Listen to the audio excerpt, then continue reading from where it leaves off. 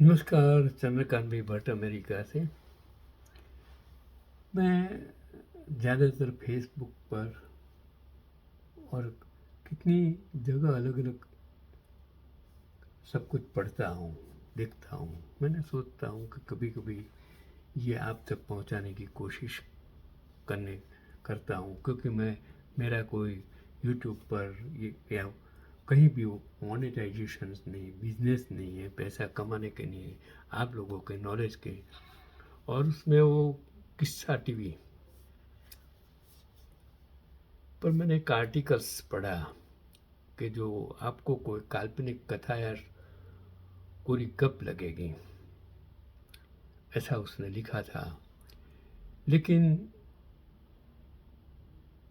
जो उसने लिखा है कि इसे इस किस्से को कहने वाले शख्स ने खुद कहा है कि उनका एक हिस्सा लोगों का फिक्शन लग सकता है, लेकिन एक हिस्सा एकदम सच है।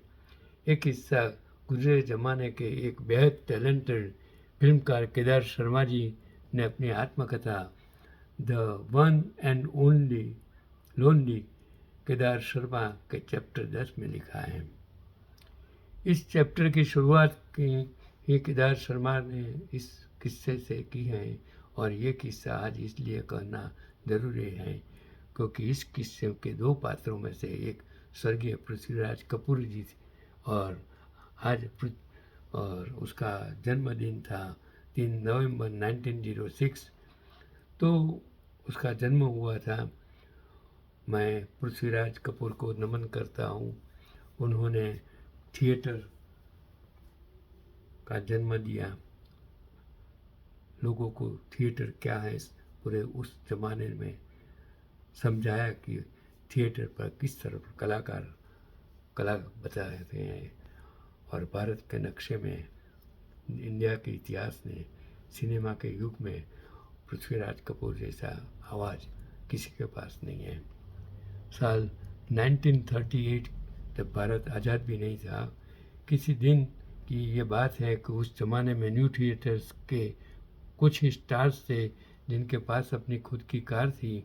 उनमें से प्रमुख थे सहगल, पहाड़ी सन्याल और उमा शशि। अन्य कलाकार ट्राम के जरिए न्यू थिएटर्स के ऑफिस में आया करते थे। केदार शर्मा व पृथ्वीराज कपूर भी उस जमाने में न्यू थिएटर्स में ही नौकरी करते थे, और केदार शर्मा अपने एक और साथी नवाब कश्मीरी संग ट्राम से ही ऑफिस जाते थे।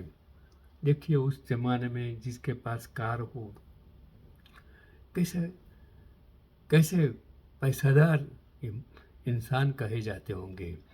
जबकि पृथ्वीराज कपूर एक साइकिल हुआ करती थी। उस ज़माने में साइकिल भी एक मुबा का हथियार समझा जाता था। वो अपनी साइकिल से ही अपने घर से न्यू थिएटर्स की ऑफिस जाते थे।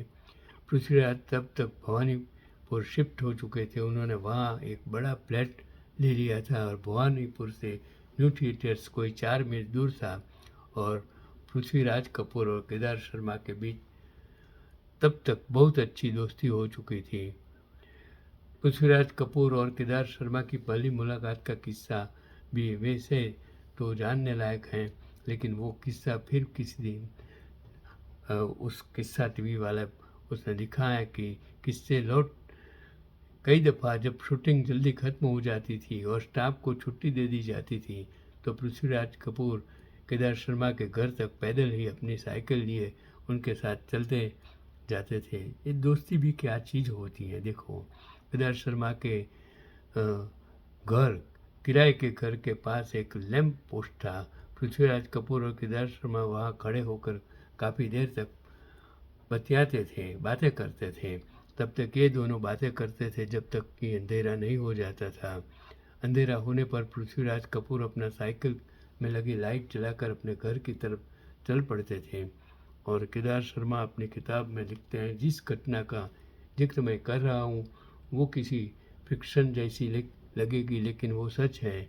और ऐसे ही हुआ था जैसे कि मैं नरेट कर रहा हूँ। एक शाम में और पृथ्वीराज मेरे घर के पास लगे उसी लैंप पोस्ट के नीचे खड़े बात कर रहे थे। उस दिन हम बातों में कुछ ज़्यादा ही खो निकले। वो अपने घर जा रहे थे। हम दोनों ने उन्हें कृत किया। उन्होंने मुस्कुराकर अपनी गर्दन हिलाई और फिर उनकी कार आगे निकल गई। फिर हम दोनों अपनी बातों में मगन हो गए। हम उर्दू शायरी के बारे में कुछ बात कर रहे थे। पृथ्वीराज को बातें करना बहुत पसंद था। मुझे भी बहुत अच्छा लगता था। पृथ्वीराज को मुझसे उर्दू शायरी सुनना या किस्से कहानियाँ सुनना बहुत पसंद आता था। मेरे जोक्स भी उन्हें बहुत अच्छे लगते थे।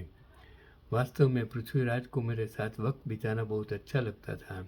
उनकी पत्नी भी इस बारे में शिकायत कर चुकी थी। और शाम बातों में हम कुछ ज़्यादा ही खो गए। पृथ्वीराज ने अपनी साइकिल की लाइट भी नहीं जलाई, ना ही मैंने अपने फ्लैट की तरफ गया। सारी रात हम दोनों बातें करते रहे। हम दोनों दोस्त उस दिन सारी रात उस लैंप पोस्ट के नीचे खड़े रहे। अगली सुबह कोई 9:30 बजे बी.एन. सरकार फिर वहीं से गुजरे। वो स्टूडियो जा रहे थे। हम दोनों को एक शाम पहले ही वहाँ खड़े बातें करते देखकर बी.एन. सरकार को बहुत हैरत हुई। उन्होंने अपनी कार रोकी और हमारे पास आए और बोले, तुम दोनों कल रात अपने घर गए थे या सारी रात यहीं खड़े रहे? उस वक्त हम दोनों को एहसास हुआ कि हम पिछले 16 घंटे से यहाँ खड़े हैं, बिना कुछ खाए, बिना कुछ पिए और बिना एक सेकंड की नींद लिए। तो वो किस्सा केदार शर्मा जी ने अपनी किताब में बयां किया है। तो देखिए, केदार शर्मा जी ने अपनी किताब के जरिए दावा किया है कि ये उस जमाने में दोस्ती किस प्रकार की मजबूत थी।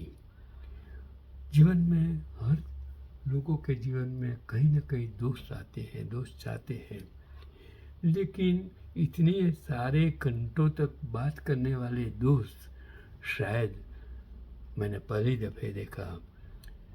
मेरे जीवन में स्कूल में कितने सारे दोस्त, आज कितने दोस्त चले गए। फिर कॉलेज में कितने दोस्त आए, वो भी चले गए। फिर मैं अहमदाबाद में कितने सारे दोस्त आए, उसमें भी कितने चले गए। फिर अमेरिका में आए, अमेरिका में कितने सारे दोस्त बने, कितने चले गए।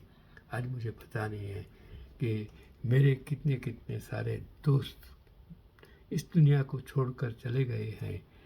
जिसमें मैं याद करता हूँ मेरा एक स्कूल का दोस्त, अजब दोस्त स्व नलिन दवे, और बाद में कॉलेज के वसंत एम शाह जिंदा हैं, बाकी शेठ, डॉक्टर शेठ सब चले गए। मेरे 30 से 40 दोस्त कॉलेज के चले गए। और जो अहमदाबाद में सबसे बड़ा दोस्त था स्व सुरपाल गर्ल, जिसने मुझे सब कुछ सिखाया, समझाया, शायद ऐसा दोस्त मेरे जीवन में कभी भी आएगा नहीं। यहाँ अमेरिका में दिलीप परीख जैसा दोस्त मेरे जीवन में शायद कभी किसी को भी नहीं मिलेगा। मैं इन सभी को प्रणाम करता हूँ। दुनिया में सबसे बड़ी चीज़ होती है दोस्ती। दोस्ती पैसे के लिए नहीं होती है, दोस्ती याद करने के लिए। जो दोस्त सिर्फ प्रेम करते हैं, पैसों के लिए नहीं, सत्ता के लिए नहीं, धन के लिए नहीं, स्वार्थ के लिए नहीं, वही दोस्त होते हैं। और जो दोस्त आपकी खराब परिस्थिति में आपके साथ खड़ा होता है, तन से, मन से, धन से, वही सच्चा दोस्त होता है। मैं इन सभी दोस्तों को मैं प्रणाम करता हूँ।